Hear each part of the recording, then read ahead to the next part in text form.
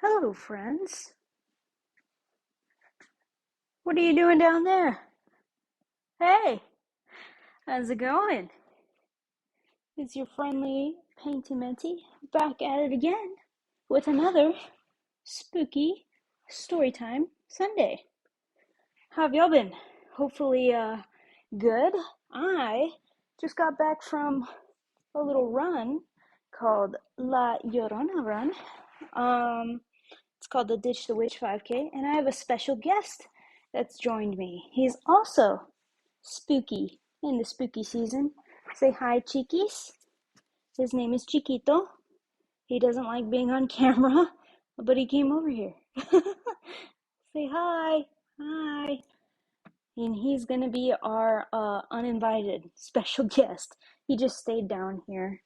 But, yeah, we're gonna read a few things today. We're gonna read one story. It's called Vampyre. Vampyre, I think. Pyre.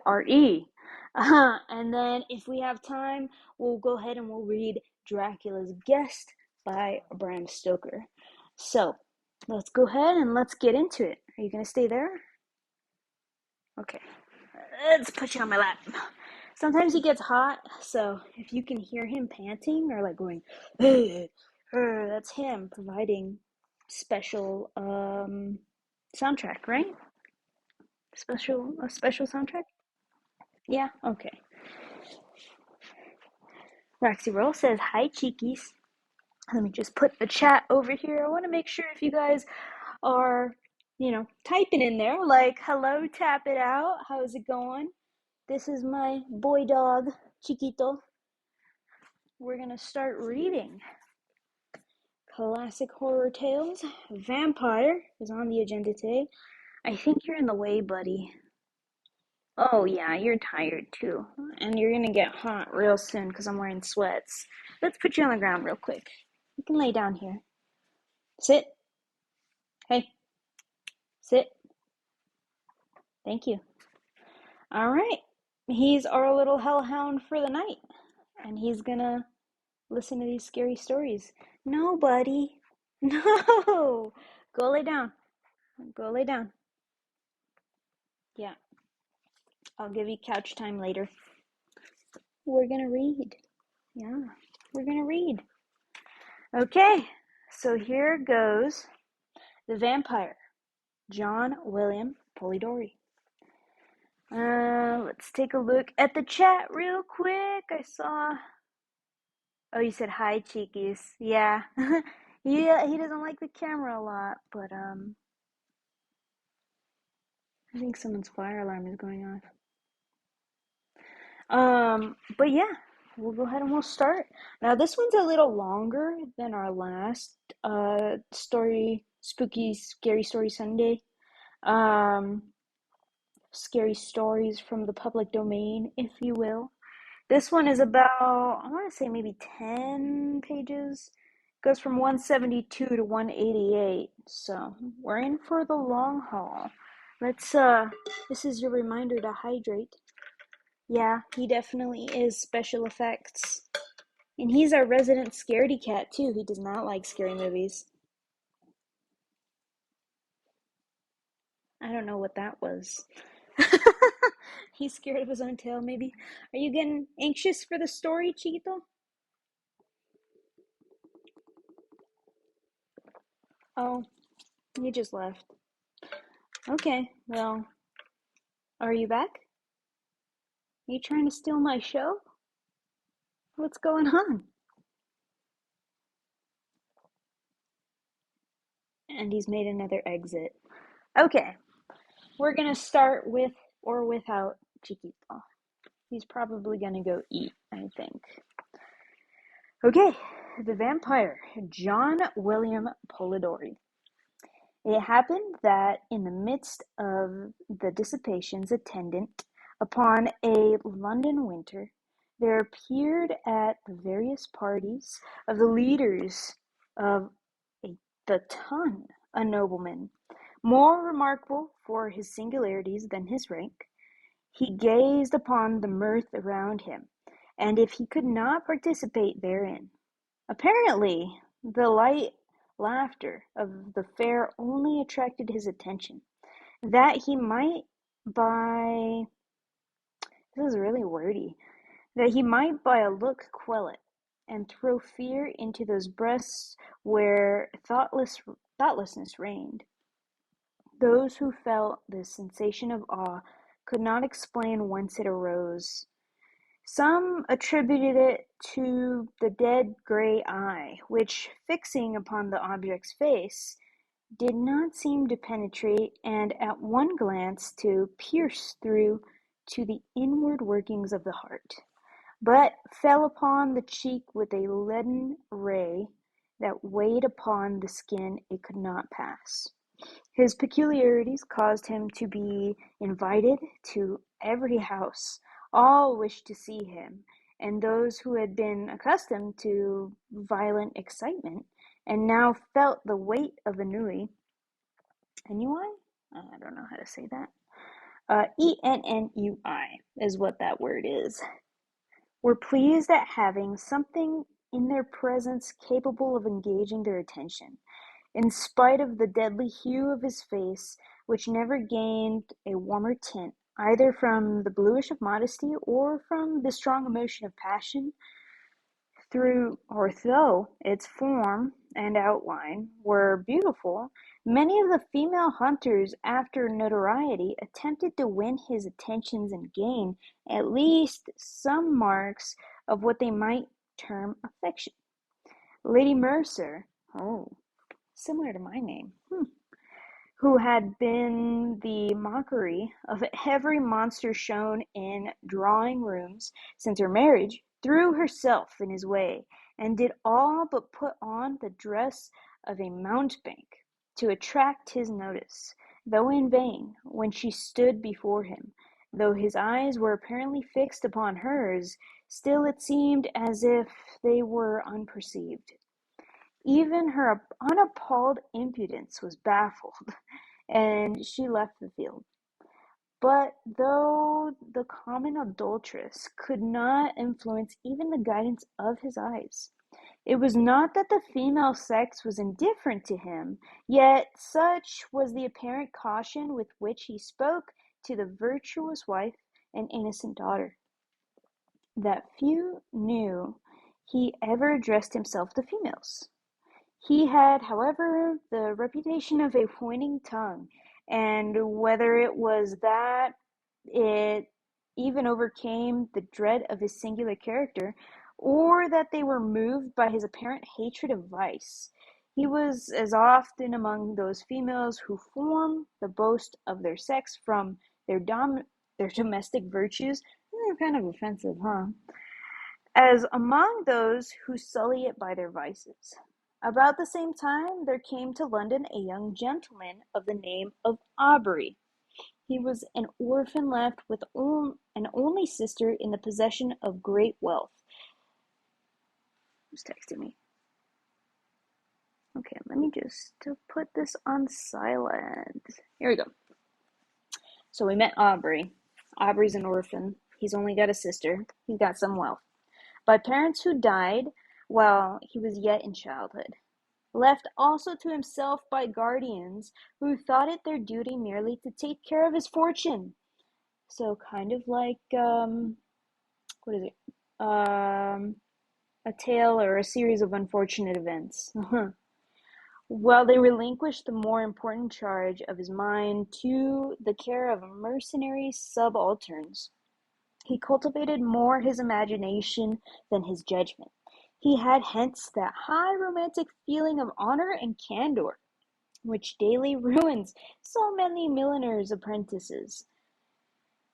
He believed all to sympathize with virtue, and thought that vice was thrown in by Providence merely for the picturesque effect of the scene, as we see in romances.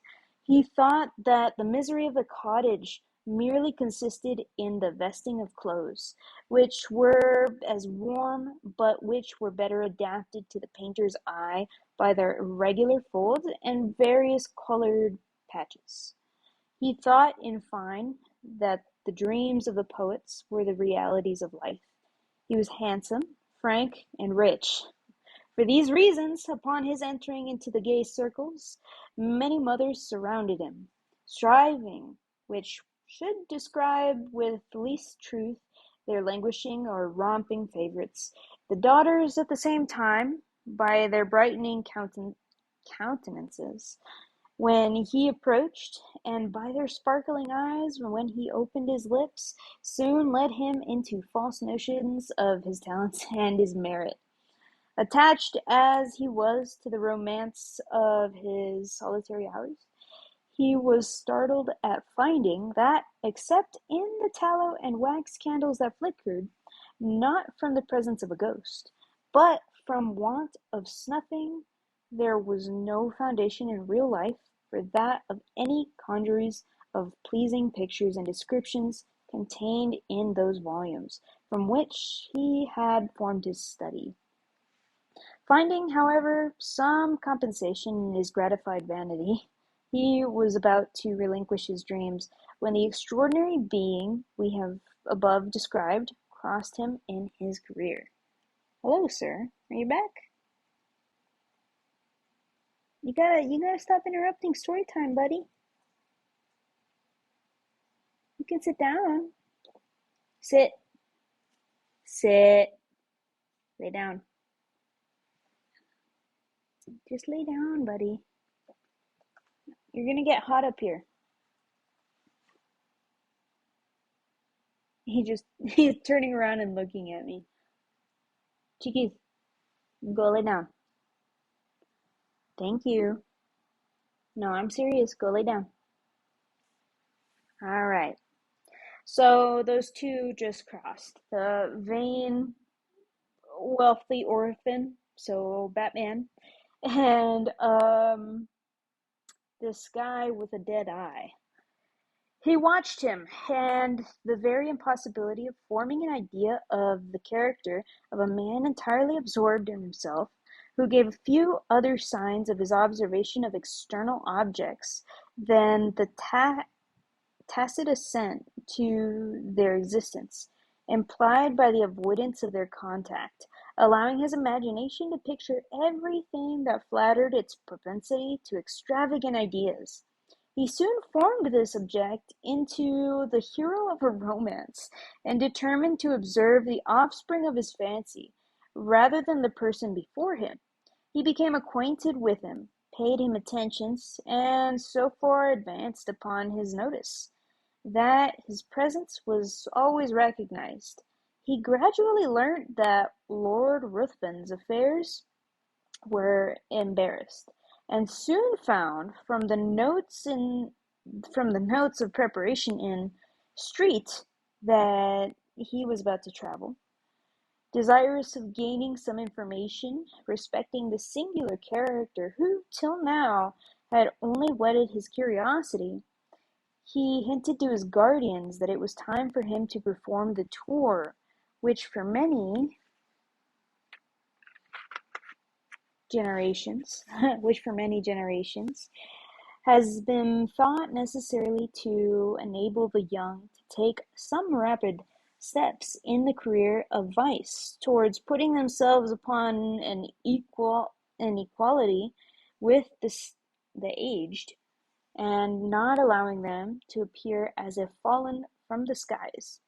Whenever scandalous intrigues are mentioned as the subjects of pleasantry or of praise, according to the degree of skill shown in carrying them on, they consented, and Aubrey, immediately mentioning his intentions to Lord Ruthven, was surprised to receive from him a proposal to join him. Flattered by such a mark of esteem from him, who apparently had nothing in common with other men, he gladly accepted it, and in a few days they had passed the circling waters. Hitherto Aubrey had had no opportunity of studying Lord Ruthven's character, and now he found that, though many more of his actions were exposed to his view, the results offered different conclusions from the apparent motives to his conduct. His companion was profuse in his liberality, the idle, the vagabond, and the beggar, received from his hand more than enough to relieve their immediate wants. But Aubrey could not avoid remarking that it was not upon the virtuous, reduced to indigence by the misfortunes attendant even upon virtue, that he bestowed his alms. These were sent from the door with hardly suppressed sneers. But when the profligate came to ask something, not to relieve his wants, but to allow him to wallow in his lust, or to sink him still deeper in his iniquity, he was sent away with rich charity. This was, however, attributed by him to the greater importunity of the vicious, which generally prevails over the retiring bashfulness of the virtuous indigent. I've never heard that word before, indigent. Must be a really old one or a fancy one. There was one circumstance upon the charity of his lordship which was still more impressed upon his mind. Now we're getting good. All those upon whom it was bestowed inevitably found that there was a curse upon it, for they were all either led to the scaffold or sunk to the lowest and most abject misery. At Brussels and other towns through which they passed, Aubrey was surprised at the apparent eagerness with which his companions sought for the centres of all fashionable vice. There he entered into all the spirit of the faro table. He betted and always gambled with success, except where the known sharper was his antagonist, and then he lost even more than he gained. But it was always with the same unchanging face, with which he generally watched the society around. It was not, however, so when he encountered the rash youthful novice, or the luckless father of a numerous family. Then his very wish seemed fortune's law. This apparent abstractedness of mind was laid aside, and his eyes sparkled with more fire than that of the cat whilst dallying with the half-dead mouse. In every town he left the formerly affluent youth, torn from the circle he adorned, cursing in the solitude of a dungeon the fate that had drawn him within the reach of this fiend, whilst many a father sat frantic amidst the speaking looks of mute hungry children, without a single farthing of his late immense wealth wherewith to buy even sufficient to satisfy their present craving. Yet he took no money from the gambling table, but immediately lost, to the ruiner of many, the last guilder he had just snatched from the convulsive grasp of the innocent. This might but be the result of a certain degree of knowledge, which was not, however, capable of combating the cunning of the more experienced. Aubrey often wished to represent this to his friend, and beg him to resign that charity and pleasure with which proved the ruin of all, and did not tend to his own profit. But he delayed it, for each day he hoped his friend would give him some opportunity of speaking frankly and openly to him. However, this never occurred. Lord Ruthven in his carriage, and amidst the various wild and rich scenes of nature, was always the same. His eye spoke less than his lip, and though Aubrey was near the object of his curiosity, he obtained no greater gratification from it than the constant excitement of vainly wishing to break that mystery, which to his exalted imagination began to assume the appearance of something supernatural. They soon arrived at Rome, and Aubrey for a time lost sight of his companion. He left him in daily attendance upon the morning circle of an Italian countess, whilst he went in search of the memorials of another almost deserted city. Whilst he was thus engaged, letters arrived from England, which he opened with eager impatience. The first was from his sister, breathing nothing but affection. The others were from his guardians. The latter astonished him.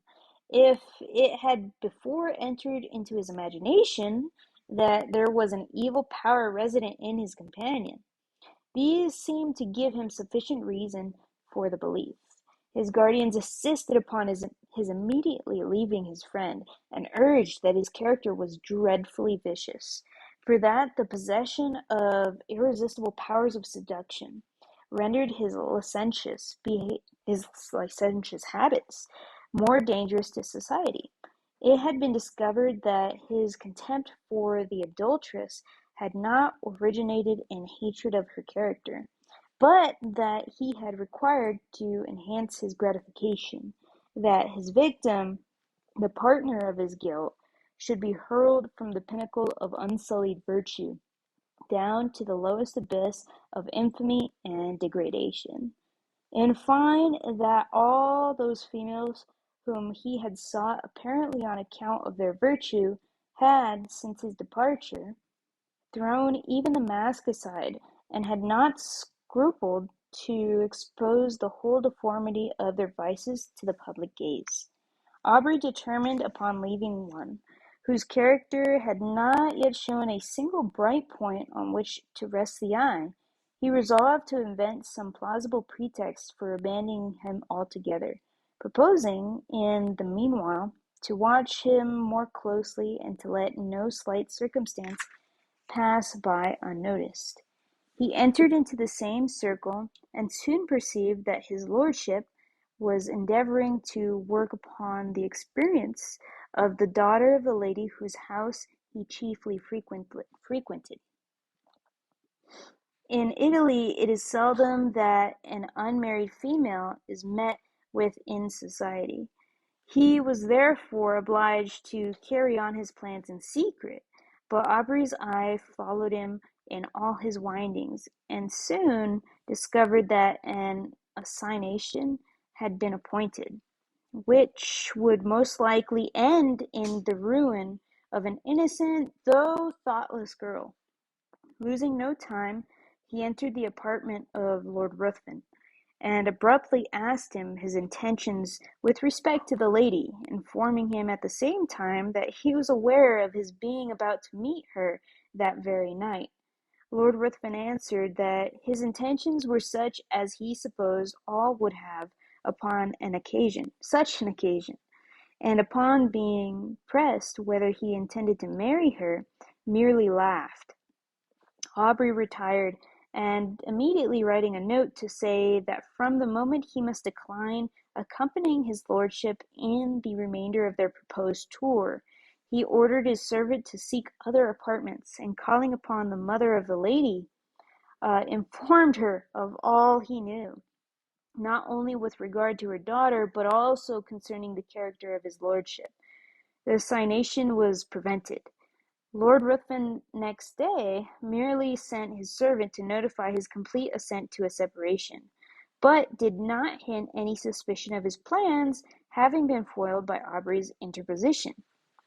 Having left Rome, Aubrey directed his steps towards Greece, and crossing the peninsula, soon found himself at Athens.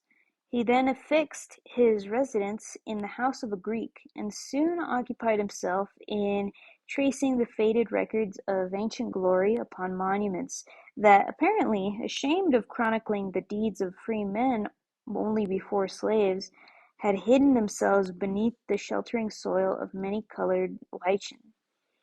Under the same roof as himself existed a being so beautiful and delicate that she might have formed the model of a painter wishing to portray on canvas the promised hope of the faithful in Mahomet's paradise, save that her eyes spoke too much mind for any one to think she could belong to those who had no souls. As she danced upon the plain, or tripped along the mountain side, One would have thought the gazelle a poor type of her beauties. For who would have exchanged her eye, apparently the eye of animated nature, for that sleepy, luxurious look of the animal suited but to the taste of an epicure? The light step of Ianthe, I guess that's her name, Ianthe, often accompanied Aubrey in his search after antiquities, and often would the unconscious girl, engaged in the pursuit of a cashmere butterfly, show the whole beauty of her form, floating as it were upon the wind, to the eager gaze of him who forgot the letters he had just deciphered upon an almost effaced tablet, in the contemplation of her sylph-like figure. Once her tresses falling, as she flitted around, exhibit in the sun's ray which or such delicately brilliant and swiftly fading hues, it's might well excuse the forgetfulness of the antiquary, who let escape from his mind the very object he had before thought of vital importance to the proper interpretation of a passage in Pausanias. But why attempt to describe charms which all feel but none can appreciate? It was innocence, youth, and beauty, unaffected by crowded drawing-rooms and stifling balls. While he drew those remains of which he wished to preserve a memorial for his future hours, she would stand by and watch the magic effects of his pencil in tracing the scenes of her native place. She would then describe to him the circling dance upon the open plain, would paint to him, in all the glowing colors of youthful memory, the marriage pomp she remembered viewing in her infancy, and then, turning to subjects that had evidently made a greater impression upon her mind, would tell him all the supernatural tales of her nurse. Her earnestness and apparent belief of what she narrated excited the interest even of Aubrey, and often as she told him the tale of the living vampire, who had passed years amidst his friends and dearest ties, forced every year by feeding upon the life of a lovely female to prolong his existence for the ensuing months, his blood would run cold, whilst he attempted to laugh her out of such idle and horrible fantasies. So basically, he was like gaslighting, is my thought, that a vampire was gaslighting this poor lady, and she just was being eaten. But I cited to him the names of old men who had at last detected one living amongst themselves, after several of their near relatives and children had been found marked with the stamp of the fiend's appetite, and when she found him so incredulous, she begged of him to believe her, for it had been remarked that those who had dared to question their existence always had some proof given, which obliged them, with grief and heartbreaking, to confess it was true. She detailed to him the traditional appearance of these monsters, and his horror was increased by hearing a pretty accurate description of Lord Ruthven. He, however, still persisted in persuading her that there could be no truth in her fears, though at the same time he wondered at the many coincidences which had all tended to excite a belief in the supernatural power of Lord Ruthven. Aubrey began to attach himself more and more to Ianthe. Her innocence so contrasted with all the affected virtues of the women among whom he had sought for his vision of romance, won his heart, and while he ridiculed the idea of a young man of English habits marrying an uneducated Greek girl, first off, that's a little offensive, that one too. This one is a dated story. Still, he found himself more and more attached to the almost fairy form before him. He would tear himself at times from her, and forming a plan for some antiquarian research, he would depart, determined not to return until his object was attained. but he had always found it impossible to fix his attention upon the ruins around him, whilst in his mind he retained an image that seemed alone the rightful possessor of his thoughts. Ianthe was unconscious of his love, and was ever the same frank, infantile being he had first known. She always seemed to part from him with reluctance, but it was because she had no longer anyone with whom she could visit her favorite haunts. While her guardian was occupied in sketching or uncovering some fragment which had yet escaped the destructive hand of time, she had appealed to her parents on the subject of vampires, and they both, with several present, affirmed their existence, pale with horror at the very name.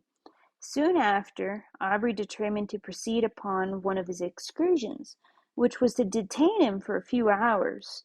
When they heard the name of the place, they all at once begged of him not to return at night, as he must necessarily pass through a wood where no Greek would ever remain, after the day had closed upon any consideration.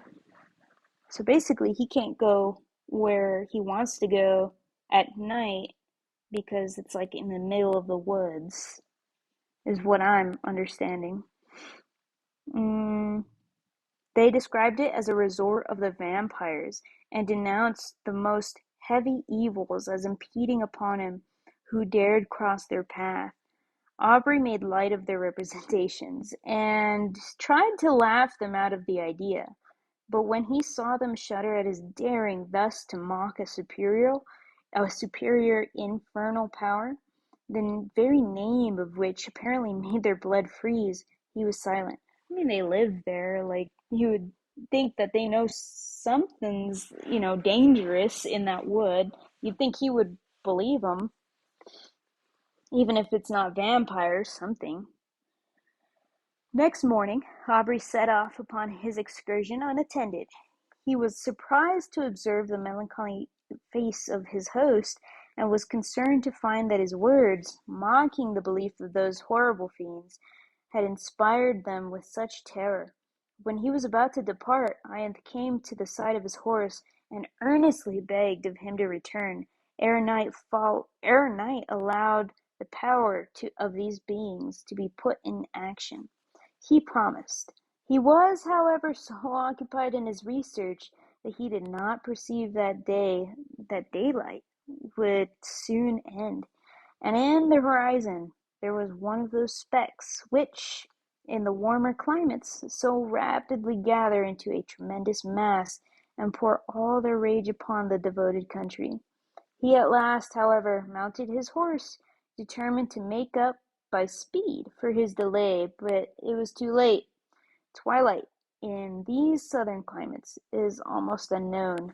Immediately the sun sets, night begins, and ere he had advanced far, the power of the storm was above. Its echoing thunders had scarcely an interval of rest. Its thick, heavy rain forced its way through the canopy foliage, whilst the blue forked lightning seemed to fall and radiate at his very feet. Suddenly his horse took fright, and he was carried with dreadful rapidity through the entangled forest. The animal at last, through with fatigue, stopped, and he found by the glare of lightning that he was in the neighborhood of a hovel that hardly lifted itself up from the masses of dead leaves and brushwood which surrounded it.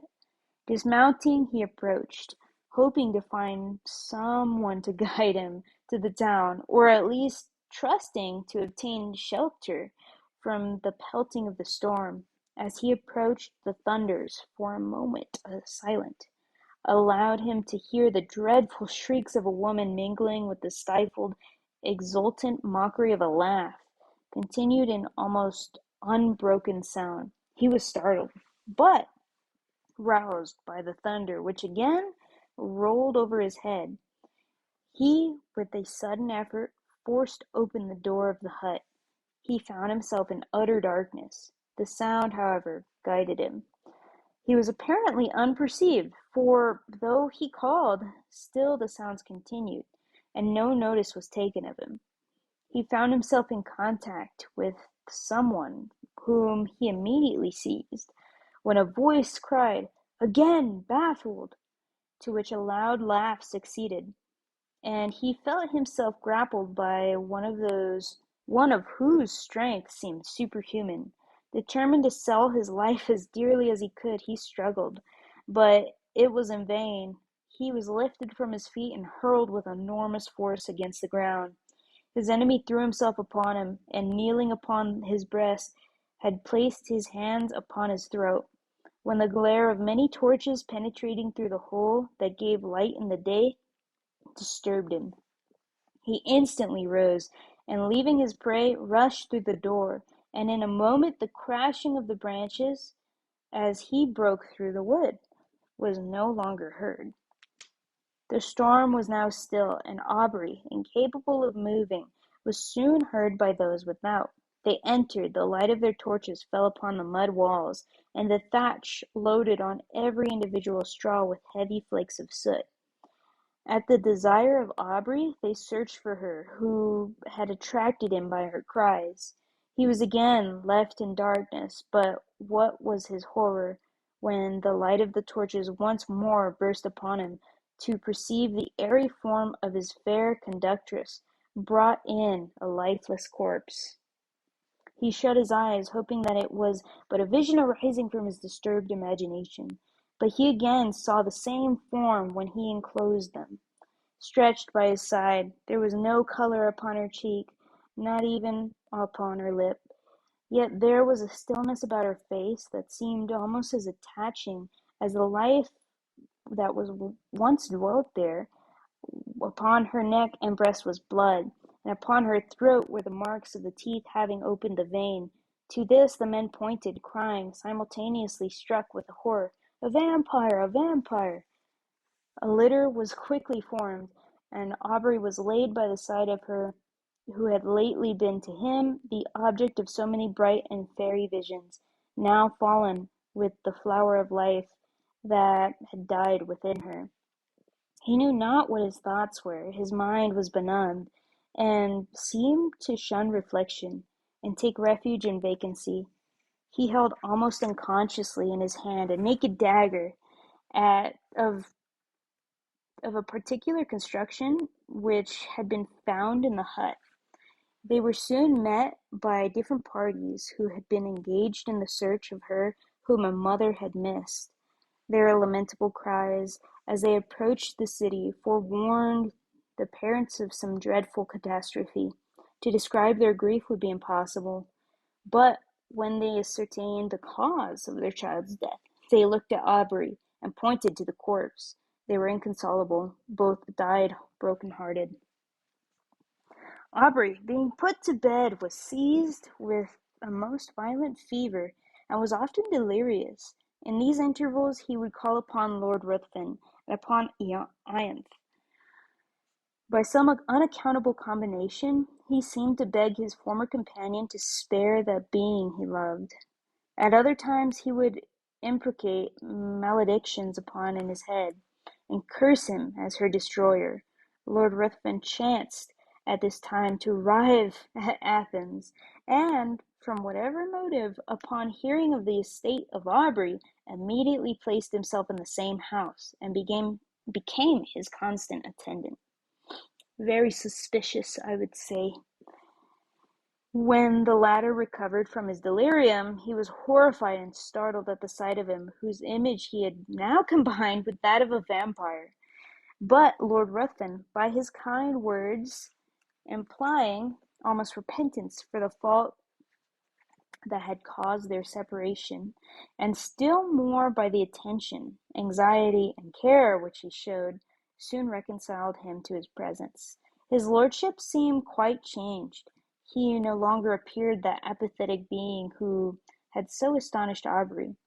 But as soon as his convalescence began to be rapid, he again gradually retired into the same state of mind, and Aubrey perceived no difference from the former man, except at times he was surprised to meet his gaze fixed intently upon him, with a smile of malicious exultation playing upon his lips. He knew not why, but this smile haunted him. During the last stage of the invalid's recovery, Lord Ruthven was apparently engaged in watching the tideless waves raised by the cooling breeze, or in marking the progress of those orbs, circling, like our world, a moveless sun. Indeed, he appeared to wish to avoid the eyes of all. That's all I gotta say. Aubrey's mind, by this shock, was much weakened, and that elasticity of spirit which had once so distinguished him now seemed to have fled forever. He was now as much a lover of solitude and silence as Lord Ruthven, but much as he wished for solitude, his mind could not find it in the neighbourhood of Athens. If he sought it amidst the ruins he had formerly frequented, Iant's form stood by his side. If he sought it in the woods, her light step would appear wandering amidst the underwood. In the quest of the modest Violet, then, suddenly turning around, would show, to his wild imagination, her pale face and wounded throat, with a meek smile upon her lips. He determined to fly scenes, every feature of which created such bitter associations in his mind. He proposed to Lord Ruthven, to whom he held himself bound by the tender care he had taken care of him during his illness, that they should visit those parts of Greece neither had seen yet. They travelled in every direction, and saw every spot to which a recollection would be attached. But though they thus hastened from place to place, yet they seemed not to heed what they gazed upon.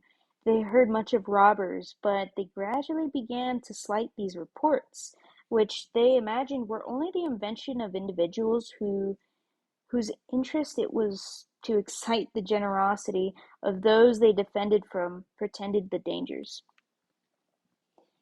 In consequence of thus neglecting the advice of the inhabitants, on one occasion they travelled with only a few guards, more to serve as guides than as a defence. Upon entering, however, a narrow defile, at the bottom of which was the bed of a torrent, with large masses of rock brought down from the neighbouring precipices, they had reason to repent their negligence, for scarcely were the whole of the party engaged in a narrow pass, when they were startled by the whistling of bullets close to their heads, and by the echoed reports of several guns. In an instant their guards had left them, and, placing themselves behind rocks, had begun to fire in the direction whence the report came. Lord Ruthven and Aubrey, imitating their example, retired for a moment behind the sheltering turn of the defile, but ashamed of being thus detained by a foe, who with insulting shouts bade them advance, and being exposed to unresisting slaughter, if any of the robbers should climb above and take them in the rear, they determined at once to rush forward in search of the enemy. Hardly had they lost the shelter of the rock, when Lord Ruthven received a shot in the shoulder which brought him to the ground. Aubrey hastened to his assistance, and no longer heeding the contest or his own peril, was soon surprised by seeing the robbers' faces around him. His guards having, upon Lord Ruthven's being wounded, immediately thrown up their arms and surrendered. By promises of great reward, Aubrey soon induced them to convey his wounded friend to a neighbouring cabin, and having agreed upon a ransom, he was no more disturbed by their presence. They were being content merely to guard the entrance till their comrade should return with the promised sum, for which he had an order. Lord Ruthven's strength rapidly decreased. In 2 days mortification ensued, and death seemed advancing with hasty steps. His conduct and appearance had not changed. He seemed as unconscious of pain as he had been of the objects around him. But towards the close of the last evening, his mind became apparently uneasy, and his eye often fixed upon Aubrey, who was induced to offer his assistance with more than usual earnestness. "Assist me, you may save me, you may do more than that. I mean not my life. I heed the death of my existence as little as that of the passing day. But you may save my honor, your friend's honor. How? Tell me how. I would do anything, replied Aubrey. I need but little. My life ebbs apace. I cannot explain the whole. But if you would conceal all you know of me, my honor were free from the stain of the world's mouth, and if my death were unknown for some time in England, but life, it shall not be known. Swear, cried the dying man, raising himself with exultant violence. Swear by all your soul reveres, by all your nature fears, swear that, for a year and a day, you will not impart your knowledge of my crimes or death to any living being in any way, whatever may happen or whatever you may see. His eyes seemed bursting from their sockets. I swear, said Aubrey. He sunk, laughing upon his pillow, and breathed no more. Crazy way to die. Aubrey retired to rest, but did not sleep. The many circumstances attending his acquaintance with this man rose upon his mind, and he knew not why. When he remembered his oath, a cold shivering came over him, as if from the presentiment of something horrible awaiting him. Rising early in the morning, he was about to enter the hovel in which he had left the corpse, when a robber met him and informed him that it was no longer there, having been conveyed by himself and comrades upon his retiring to the pinnacle of the neighbouring mount, according to a promise they had given his lordship, that it should be exposed to the first cold ray of the moon that rose after his death. Aubrey, astonished, and taking several of the men, determined to go and bury it upon the spot where it lay. But when he had mounted to the summit, he found no trace of either the corpse or the clothes, though the robbers swore they pointed out the identical rock on which they laid the body. For a time his mind was bewildered in conjectures, but he at last returned, convinced that they had buried the corpse for the sake of the clothes. Weary of a country in which he had met with such terrible misfortunes, and in which all apparently conspired to heighten that superstitious melancholy that had seized upon his mind, he resolved to leave it, and soon arrived at Smyrna. While waiting for a vessel to convey him to Otranto or to Naples, he occupied himself in arranging those effects he had with him belonging to Lord Ruthven. Amongst other things, there was a case containing several weapons of offence, more or less adapted to endure the death of the victim. There were several daggers and atagans. Whilst turning them over and examining their curious forms, what was his surprise at finding a sheath apparently ornamented with the same style as the dagger discovered in the fatal hut. He shuddered, hastening to gain further proof. He found the weapon, and his horror may be imagined when he discovered that it fitted. Though peculiarly shaped, the sheath he held in his hand, his eyes seemed to need no further certainty. They seemed gazing to be bound to the dagger. Yet still he wished to disbelieve. But the particular form, for the same varying tints upon the haft and sheath, were alike in splendor on those, and left no room for doubt. There was also drops of blood on each. He left Smyrna, and on his way home, at Rome, his first inquiries were concerning the lady he had attempted to snatch from Lord Ruthven's seductive arts. Her parents were in distress, their fortune ruined, and she had not been heard of since the departure of his lordship. Yeah, she got moited, I bet. Okay, let's see. Aubrey's mind became almost broken under so many repeated horrors. He was afraid that this lady had fallen a victim to the destroyer of Ianthe. He became morose and silent, and his only occupation consisted in urging the speed of the postilions, as if he were going to save the life of someone he held dear. He arrived at Calais. A breeze, which seemed obedient to his will, soon wafted to the English shores, and he hastened to the mansion of his fathers, and there, for a moment, appeared to lose, in the embraces and caresses of his sister, all memory of the past. If she before, by her infantine caresses, had gained his affection, now the woman began to appear.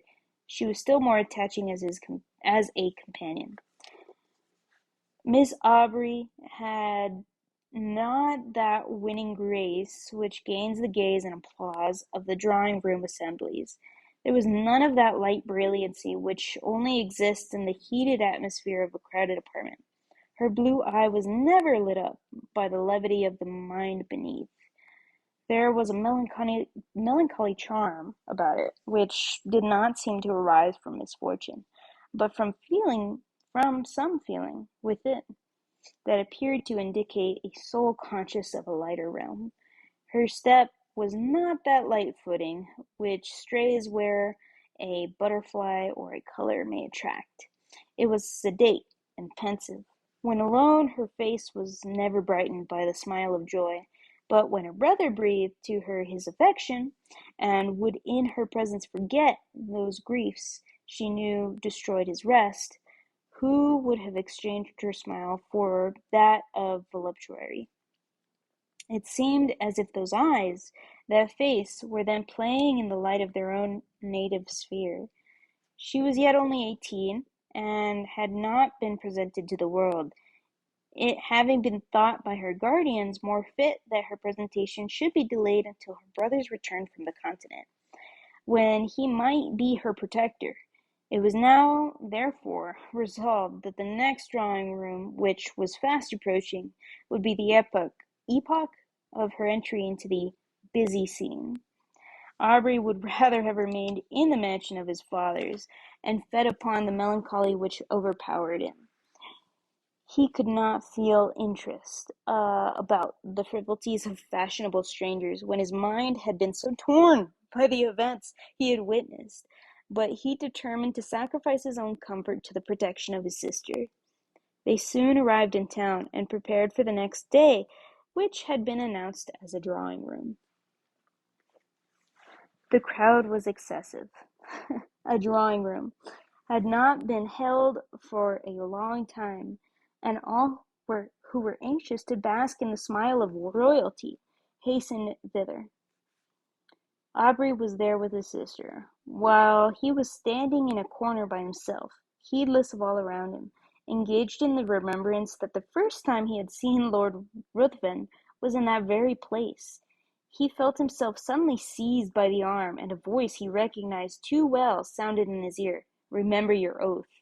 He had hardly courage to turn, fearful of a spectre that would blast him, when he perceived, at a little distance, the same figure which had attracted his notice on this spot upon his first entry into society. He gazed till his limbs almost refusing to bear their weight, he was obliged to take the arm of a friend, and forcing a passage through the crowd, he threw himself into his carriage and was driven home. He paced the room with hurried steps, and fixed his hands upon his head, as if he were afraid his thoughts were bursting from his brain. Lord Ruthven again before him. Circumstances started up in dreadful array. The dagger, his oath. He roused himself. He could not believe it possible. The dead rise again. He thought his imagination had conjured up the image his mind was resting upon. It was impossible that it could be real. He determined, therefore, to go again into society, for though he attempted to ask concerning Lord Ruthven, the name hung upon his lips, and he could not succeed in gaining information. He went a few nights after with his sister to the assembly of a near relation. Leaving her under the protection of a matron, he retired into a recess, and there gave himself up to his own devouring thoughts. Perceiving at last that many were leaving, he roused himself, and entering another room, found his sister surrounded by several, apparently in earnest conversation. He attempted to pass and get near her, when one, whom he requested to move, turned around and revealed to him those features he most abhorred. He sprang forward, seized his sister's arm, and with hurried step forced her towards the street. At the door he found himself impeded by the crowd of servants who were waiting for their lords, and while he engaged in passing them, he again heard that voice whisper close to him, "Remember your oath." He did not dare to turn, but hurrying his sister, soon reached home. Aubrey became almost distracted. If before his mind had been absorbed by one subject, how much more completely was it engrossed, now that the certainty of the monster's living again pressed upon his thoughts. His sister's attentions were now unheeded, and it was in vain that she entreated him to explain to her what had caused his abrupt conduct. He only uttered a few words, and those terrified her. The more he thought, the more he was bewildered. His oath startled him. Was he then to allow this monster to roam, bearing ruin upon his breath, amidst all he held dear, and not avert its progress? His very sister might have been touched by him, but even if he were to break his oath and disclose his suspicions, who would believe him? He thought of employing his own hand to free the world from such a wretch, but death, he remembered, had already been mocked. For days he remained in this state, shut up in his room. He saw no one, and only when his sister came to eat, who, with eyes streaming with tears, besought him, for her sake, to support nature. At last, no longer capable of bearing stillness and solitude, he left his house, roamed from street to street, anxious to fly that image which haunted him. His dress became neglected, and he wandered, as often exposed to the noonday sun as to the midnight damps. He was no longer to be recognized. At first he returned with the evening to the house, but at last he laid him down to rest whenever fatigue took him. His sister, anxious for his safety, employed people to follow him, but they were soon distanced by him, who fled from a pursuer swifter than any from thought. His conduct, however, suddenly changed. Struck with the idea that he left by his absence the whole of his friends, with a fiend amongst them, of whose presence they were unconscious, he determined to enter again into society and watch him closely, anxious to forewarn, in spite of his oath, all whom Lord Ruthven had approached with intimacy. But when he entered into a room, his haggard and suspicious looks were so striking, his inward shuddering so visible, that his sister was at last obliged to beg of him to abstain from seeking, for her sake, a society which affected him so strongly. When, however, remonstrance proved unavailing, the guardians thought proper to interpose, and, fearing that his mind was becoming alienated, they thought it high time to resume again that trust which had been before imposed upon them by Aubrey's parents. Desirous of saving him from the injuries and sufferings he had daily encountered in his wanderings, and of preventing him from exposing to the general eye those marks of what they considered folly, they engaged a physician to reside in the house and take constant care of him. He hardly appeared to notice it, so completely was his mind absorbed by one terrible subject. His incoherence became at last so great that he was confined to his chamber. There he would often lie for days, incapable of being roused. He had become emaciated, his eyes had attained a glassy luster, and the only sign of affection,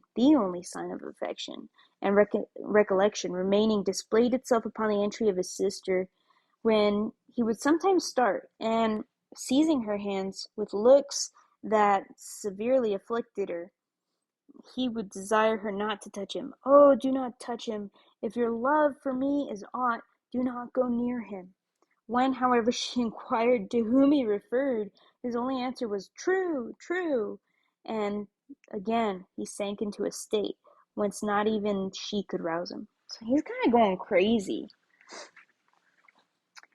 This lasted many months. Gradually, however, as the year was passing, his incoherences became less frequent, and his mind threw off a portion of its gloom, whilst his guardians observed that several times in the day he would count upon his fingers a definite number and then smile. The time had nearly elapsed when, upon the last day of the year, one of his guardians, entering his room, began to converse with his physician upon the melancholy circumstance of Aubrey's being in so awful a situation, when his sister was going next day to be married. Instantly, Aubrey's attention was attracted. He asked anxiously to whom. Glad of this mark of returning intellect, of which they feared he had been deprived, they mentioned the name of the Earl of Marsden. Thinking this was a young earl who he had met with in society, Aubrey seemed pleased, and astonished them still more by his expressing his intention to be present at the nuptials, and desiring to see his sister. They answered not, but in a few minutes his sister was with him. He was apparently again capable of being affected by the influence of her lovely smile, for he pressed her to his breast and kissed her cheek, wet with tears flowing at the thought of her brother's being once more alive to the feelings of affection. He began to speak all his wonted warmth, and to congratulate her upon her marriage with a person so distinguished for rank and every accomplishment, when he suddenly perceived a locket upon her breast. Opening it, what was his surprise at beholding the features of the monster who had so long influenced his life. He seized the portrait in a paroxysm of rage and trampled it under his foot. Upon her asking him why he thus destroyed the resemblance of her future husband, he looked as if he did not understand her. Then seizing her hands and gazing on her with a frantic expression of countenance, he bade her swear that she would never wed this monster, but he could not advance. It seemed that as if that voice again bade him remember his oath, he turned suddenly round, thinking Lord Ruthven was near him, but saw no one. In the meantime the guardians and physician, who had heard the whole, and thought this was but a return of his disorder, entered, and forcing him from Miss Aubrey, desired her to leave him. He fell upon his knees to them. He implored, he begged of them to delay but for one day. They attributing this to the insanity they imagined had taken possession of his mind, and devoured to pacify him, and retired. Lord Ruthven had called the morning after the drawing-room, and had been refused with every one else. When he heard of Aubrey's ill health, he readily understood himself to be the cause of it. But when he learned that he was deemed insane, his exultation and pleasure could hardly be concealed from those among whom he had gained this information. He hastened to the house of his former companion, and by constant attendance and the pretense of great affection for the brother and interest in his fate, he gradually won the ear of Miss Aubrey. Wow, so he really wanted to go and make it worse. Who could resist his power? His tongue had dangers and toils to recount, could speak of himself as of an individual having no sympathy with any being on the crowded earth, save with her to whom he addressed himself. Could tell how, since he knew her, his existence had begun to seem worthy of preservation, if it were merely that he might listen to her soothing accents. In fine, he knew so well how to use the serpent's art, or such the will of fate, that he gained her affections. The title of the elder branch falling at length to him, he obtained an important embassy, which served as an excuse for hastening the marriage, in spite of her brother's deranged state, which was to take place the very day before his departure for the continent. Aubrey, when he was left by the physician and his guardians, attempted to bribe the servants, but in vain. He asked for pen and paper. It was given to him. He wrote a letter to his sister, conjuring her, as she valued her own happiness, her own honor, and the honor of those now in the grave who once held her in their arms as their hope and the hope of their house, to delay but for a few hours the marriage, on which he denounced the most heavy curses. The servants promised they would deliver it, but giving it to the physician, he thought it better not to harass any more the mind of Miss Aubrey by what he considered the ravings of a maniac. Night passed on without rest to the busy inmates of the house, and Aubrey heard with a horror that may more easily be conceived than described the notes of busy preparation. Morning came, and the sounds of carriages broke upon his ear. Aubrey grew almost frantic, and the curiosity of the servants at last overcame their vigilance. They gradually stole away, leaving him in the custody of a helpless old woman. He seized the opportunity, with one bound was out of the room, and in a moment found himself in the apartment where all were nearly assembled. Lord Ruthven was the first to perceive him. He immediately approached, and taking his arm by force, hurried him from the room, speechless with rage. When, on the staircase, Lord Ruthven whispered in his ear, "Remember your oath, and know, if not my bride today, your sister is dishonored. Women are frail." So saying, he pushed him towards his attendants, who, roused by the old woman, had come in search of him. Aubrey could no longer support himself. His rage, not finding vent, had broken a blood vessel, and he was conveyed to bed. This was not mentioned to his sister, who was not present when he entered, as the physician was afraid of agitating her. The marriage was solemnized, and the bride and bridegroom left London. Aubrey's weakness increased. The effusion of blood produced symptoms of the near approach of death. He desired his sister's guardians might be called, and when the midnight hour had struck, he related composedly what the reader had perused. He died immediately after. The guardians hastened to protect Miss Aubrey, but when they arrived, it was too late. Lord Ruthven had disappeared, and Aubrey's sister had glutted the thirst of a vampire. Whew! That was like a telenovela. That's how crazy that was. Oh my goodness. Y'all keep up with that? That was a lot. We literally had this one guy meet this other guy. They go all around. He knows this guy is kind of a maniac. Decides, I'm gonna take my own journey for a bit. And then this guy still, he's like a abusive ex-boyfriend. He goes and kills his girlfriend. Like his fiance was what I was thinking. And then he goes on to like go and marry his sister.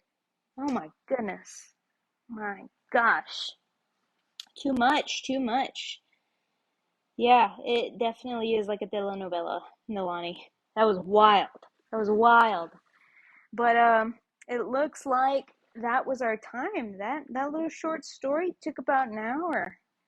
And yeah, I don't think we're gonna have time to read Dracula's Guest this time around because it is getting late. But we can take a look at it maybe next time. I know the next two stories are a little shorter, so we might be able to do so. But yeah, tell me how you guys thought about it. It was crazy, huh? I don't think it was like Dracula, but that Lord Ruthven was really petty.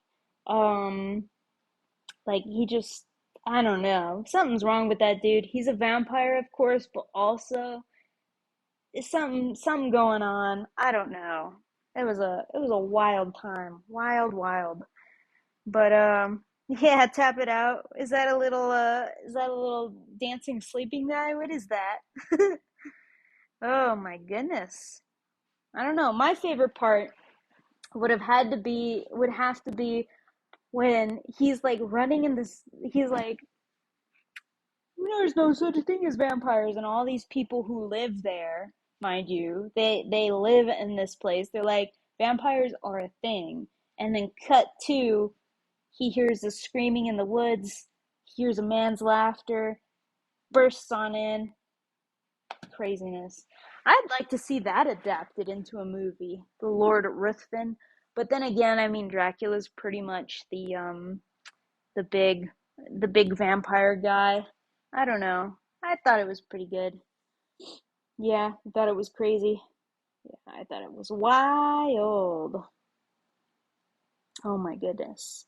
I'm checking my chat up here. What are you guys saying in here? Yep, crazy, crazy. But yeah, I think I have next week's another two stories, but if you guys want to hear Dracula's guest, let me know. Super spooky stories, spooky story time, stories from the public domain. That's what we're reading. If you have any suggestions too, let me know. Anything from the public domain, because if I read anything that's not in the public domain on Twitch, I probably will get banned because of copyright reasons. But yeah, I know I'm super excited for the yellow wallpaper. That's coming up here soon. I want to say it's not next week, but the week after. And then I got some permission to read from a new book that's come out. I got permission straight from the author, so that's going to be pretty cool. That's the last week, though. That's the last Sunday that we're going to read that. But yeah, what'd you think of it, Skeletod? He's got a new hat today. I don't know if you can see it that well. It's got slashes. And he's like, whoa, that was crazy. Okay. Well, I'm gonna go ahead and head out. But yeah, thanks for tuning in with me, listening to these crazy stories from the public domain, horror stories. Um, I'll leave this up on the channel, so if you guys came in a little later, you can hear it. You can start it over again and just catch up. It's really wordy, so it's kind of like this whole hour was pretty much that little telenovela. But otherwise, guys, thanks for sticking with me. Um, we hope you have a good week. I'll see you on Tuesday at 7 p.m. Mountain Standard Time for our weekly art on Tuesdays, art streams on Tuesdays. And then I'll see you again Friday. Friday, we're going to be playing Spider-Man again, 7 p.m. And then Sundays all this month, 7 p.m. Spooky, scary stories from the public domain. But otherwise, guys, have a wonderful night. Take care, and boo.